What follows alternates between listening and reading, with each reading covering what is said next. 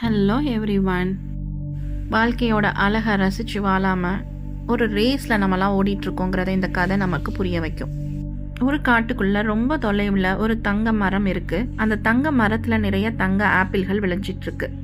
அந்த தங்க ஆப்பிள்களை பறிக்கணும் அப்படின்னா ரொம்ப தொலைவு நம்ம பயணம் செய்யணும். அந்த மரத்துக்கு போகிற பாதைகளும் ரொம்ப கரடு முரடான பாதைகளாகவும் ரொம்ப சேலஞ்சஸ் நிறைஞ்ச பாதைகளாகவும் இருக்குது. இதை தெரிஞ்சுக்கிட்ட மக்கள் சில பேர் அந்த மரத்துக்கிட்ட எப்படியாவது போய் அங்கே இருக்க ஆப்பிள்களை பறிச்சுட்டு வந்து தங்களோட பிரச்சனைகளை சால்வ் பண்ணிக்கணும்னு நினைக்கிறாங்க.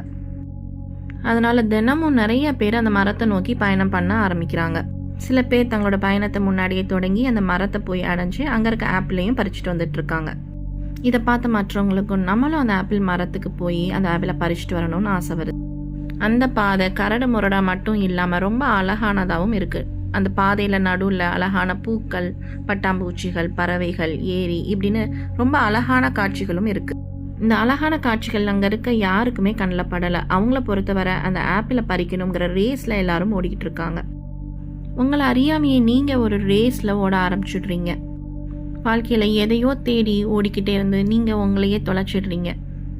திரும்பி பார்க்குறப்போ காலம் கடந்துருச்சு அப்படின்னு சொல்லி லைஃப்பில் வாழ வேண்டிய எல்லாத்தையும் மிஸ் பண்ணிட்டோம்னு ஃபீல் பண்ணுறீங்க. இப்போவும் உங்களால் உங்கள் வாழ்க்கையை அழகாக மாற்றிக்க முடியும். கொஞ்சம் நின்று உங்கள் வாழ்க்கையை ரசித்து வாழ ஆரம்பிங்க. ஓடுறதை நிப்பாட்டுங்க. தினமும் உங்களுக்காக கொஞ்சம் நேரம் டைம் ஸ்பெண்ட் பண்ண ஆரம்பிங்க. ஒவ்வொரு நிமிஷம் ஒவ்வொரு செகண்டோட வேல்யூவை புரிஞ்சுக்கிட்டு அதை ரொம்ப ரசித்து அழகாக வாழுங்க. மைண்ட்ஃபுல்லாக வாழ ஆரம்பிங்க. இயற்கையோட அமைதியாக டைம் ஸ்பெண்ட் பண்ணுறது, இந்த மாதிரி உங்களை அமைதிப்படுத்துகிற விஷயங்களை பண்ணுங்கள். லைஃப் அப்படிங்கிறது ஒரு ரேஸ் கிடையாது, ஓடிக்கிட்டே இருக்கிறதுக்கு. உங்களுக்காக வாழ ஆரம்பிங்க. துன்பங்கள் நிறைந்த இந்த வாழ்க்கையில் அழகான நல்ல விஷயங்களும் இருக்குது அப்படிங்கிறத நீங்கள் தான் பார்க்க தவறிடுறீங்க. வாழ்க்கையோட அழகில் கவனம் செலுத்துங்க. துன்பங்கள் தானாகவே மறைஞ்சு போயிடும்.